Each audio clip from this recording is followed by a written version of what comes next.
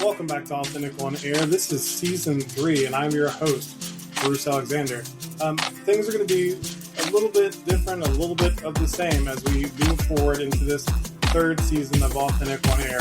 I considered really just completely overhauling the entire game, changing the name, going with different fonts and different cover art and all that stuff. And what I realized is that it doesn't matter. I just want to focus on putting out good quality content and trying to reach ADHD entrepreneurs, ADHD parents, ADHD adults, and help them with the information that I've learned to live fuller, more purposeful lives.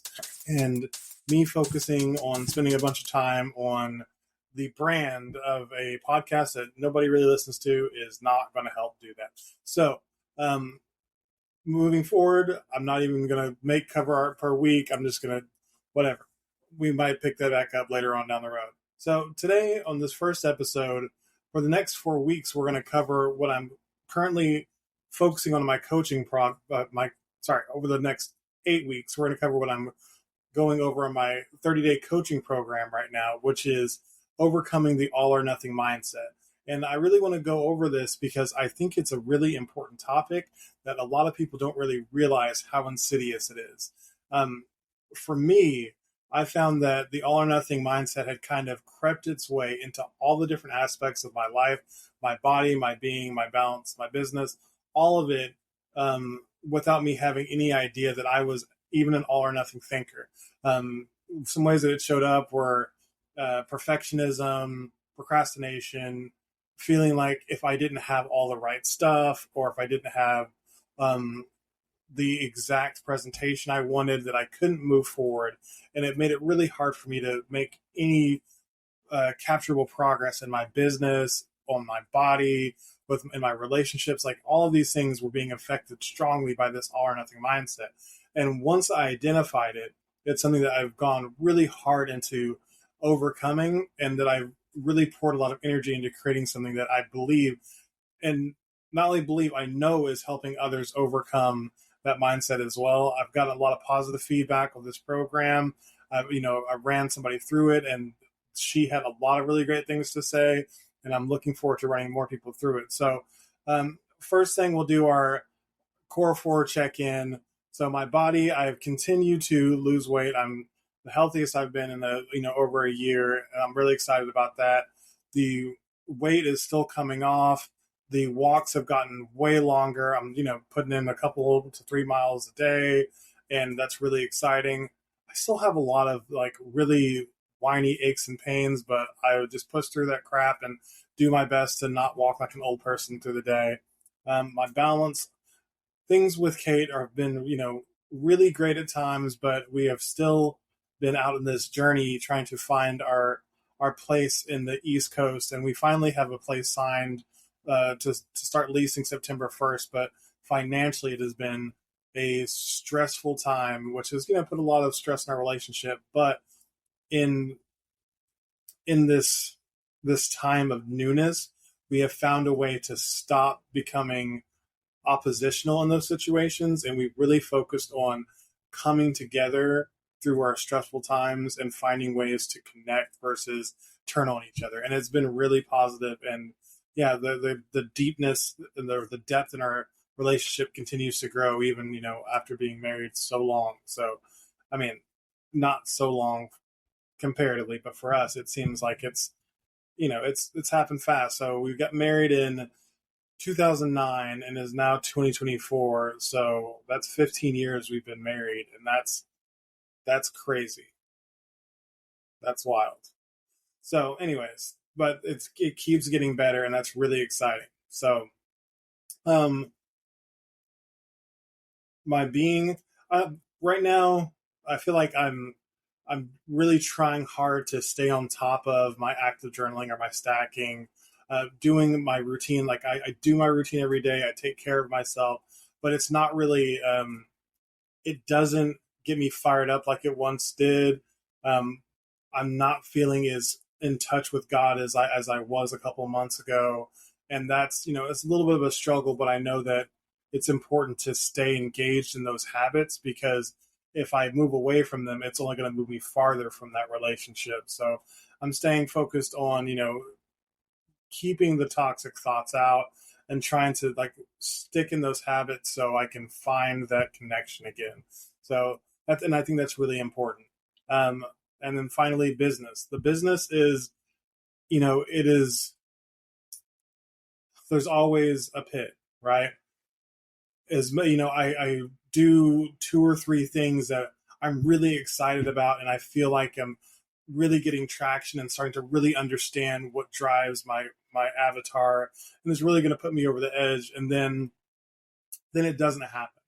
Then I don't get that, the flood of calls doesn't come in. I don't have, all the leads I want. I'm not, I don't have all the paying clients I need.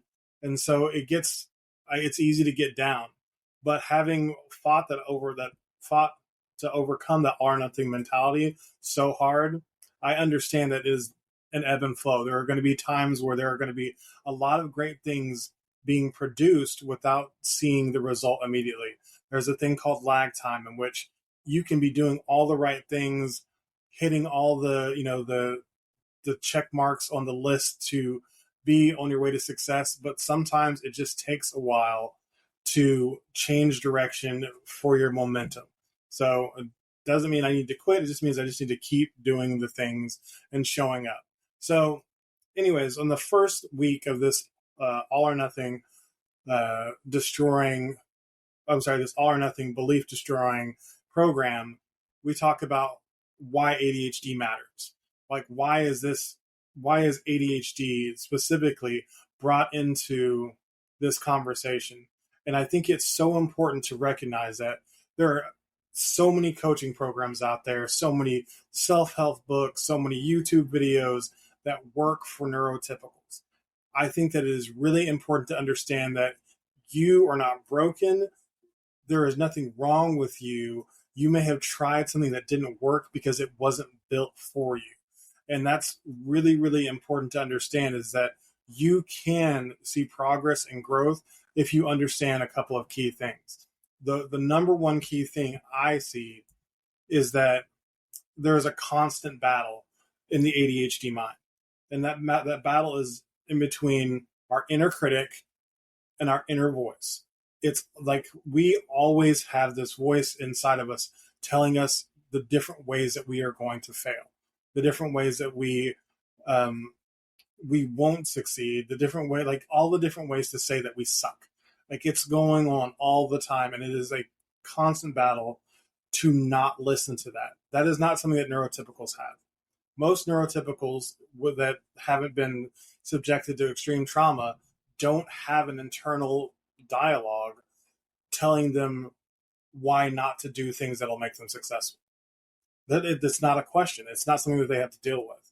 So those programs that just say, just get a planner and start doing the things that are going to help you, and then you're going to win, that works for them because they don't have to overcome that inner critic.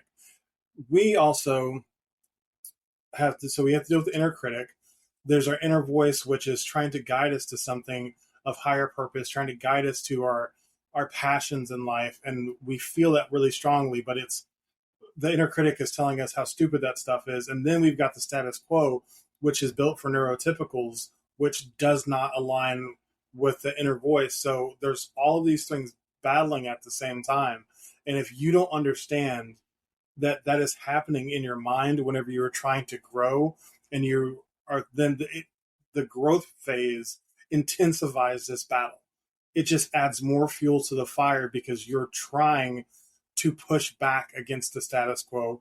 You're trying to push back against the inner critic, and it pisses them both off in your mind. And it makes this inflamed mess in your brain just really pop off. And if you are ready for that, you understand it, you see it coming, you understand what's happening, you have a chance. But if you have tried to do any other program that doesn't alert you that your brain is different, you're going to see some different reactions as you go through this process, then you are likely going to struggle. That's it. You're just going to struggle because of that inner critic. It is doubly traumatizing you. With every failure, a a neurodivergent has. We have the initial failure, and then we have an exponential number of failures in which we relive it by the inner critic telling us over and over again how we messed it up and how we're going to keep messing it up and how we're going to do this again in the future. And how when there's a similar situation in the future, it's going to draw from this experience instead of any one of other a million experiences that can prove opposite that you could succeed. So that is, I'm not going to say it's uniquely an ADHD thing, but it is inherently ADHD to have that inner critic running in your mind and trying to destroy you. It can be silent. I'm not going to say it can be silenced. You're never going to silence your inner critic, but you can quiet that inner critic by learning to filter that information with a grain of salt. Your inner critic does have a lot of valid information, but it doesn't mean that you have to listen to it. Because whether you believe you're going to succeed or whether you believe you're going to fail, you're right. So if you choose to listen to that inner critic, then it's going to be right a lot of the time. But if you choose not to, if you choose to listen to your inner voice, which is trying to drive you to more, then you can achieve more. So I don't want to go too deep into this program today, but that's just from the first session. We talk about that battle between those three things that are going on in your mind all the time as an ADHD person, period. But as an ADHD entrepreneur, this is especially important because once again, it's not so much as just taking the business advice and putting it to action. It is taking the business advice and then filtering it through these three different processes before you're able to take any action. And if you have not identified which one of those processes or which one of those voices is talking at the moment, you don't know if you're getting good advice or bad, and if you're putting bad advice into action or not. So start trying to this is a good time for journaling. Start trying to, when you have really strong, passionate thoughts, write them down and then start to ask questions of it. Does this serve me or does this enslave me? If you can ask those that one simple question, you can separate if it's an inner critic thought because it will enslave you. If it serves you, it is your inner voice. That's a simple, just keep it simple. That's the simplest way to just filter that out. And I think that's a really great homework assignment is just take 10 deep thoughts this week, 10 strong emotions and say, does this serve me or does this enslave me? If you do that, you can start to identify which one of your voices is talking the most. Which one have you been listening to? And then once you can identify who's providing those thoughts, you can say, these are not the kind of thoughts I want to empower if it's coming from your inner critic, and you can stop giving energy to those. Because that's all belief is. It's an idea or an emotion that energy is poured into. So you stop pouring energy into it, and those beliefs stop becoming formed in your mind, and you start to think alternatively. And that's where your new powerful thought processes come from. So I think that's a good place to stop. If you want to just skip to the end and get an excerpt of this, I did a mini course that has got, some of the most powerful chunks of this program just printed out in a little mini course. So you can just go at your own pace and start to work through overcoming that all or nothing mindset.